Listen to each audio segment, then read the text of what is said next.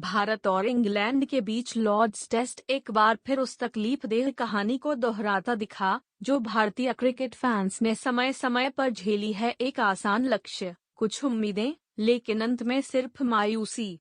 193 run का पीछा करना कोई असंभव कार्य नहीं था, खासकर तब जब भारतीय टीम के पास अनुभव, टैलेंट और आत्मविश्वास हो।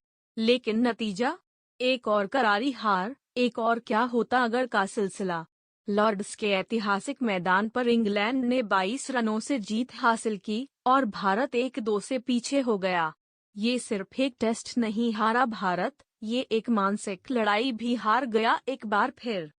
रवींद्र जडेजा ने एक योद्धा की तरह संघर्ष किया, नाबाद 61 रन बनाकर अंत तक डटे रहे, लेकिन जब दूसरे छोर से विकेट गिरते रहे, तो अकेले की गई कोई भी कोशिश अधूरी ही रह जाती है।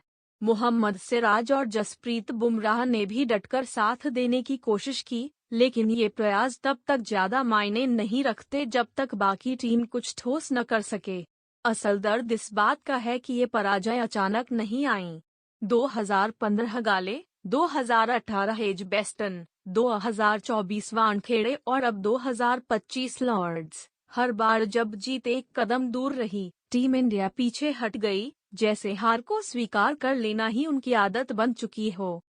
सोमवार की सुबह जब खेल शुरू हुआ, तो उम्मीद थी कि केएल राहुल और ऋषभ पंत अनुभव और आक्रामकता से मैच को भारत की झोली में डाल देंगे।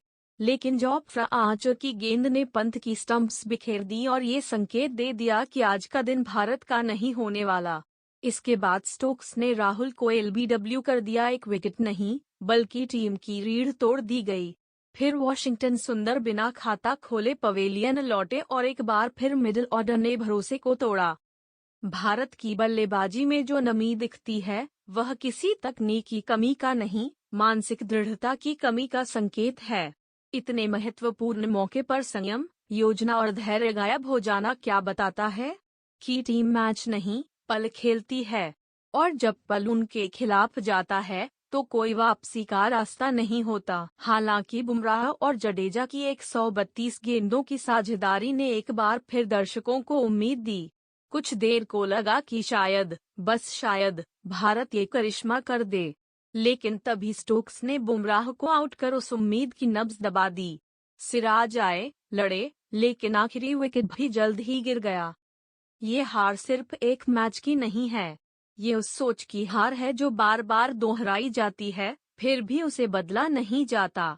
इंग्लैंड ने पहले बल्लेबाजी कर 387 रन बनाए और भारत ने भी बराबरी की, लेकिन दूसरी पारी में सिर्फ 192 पर उन्हें समेट देना और फिर उस आसान लक्ष्य को चेस न कर पाना, एक गहरी कमजोरी का इशारा करता है। वॉशिंगटन सुंदर की गेंदबाजी में नई उम्मीद दिखी, लेकिन पूरी टीम की सोच बिखरी हुई लगी।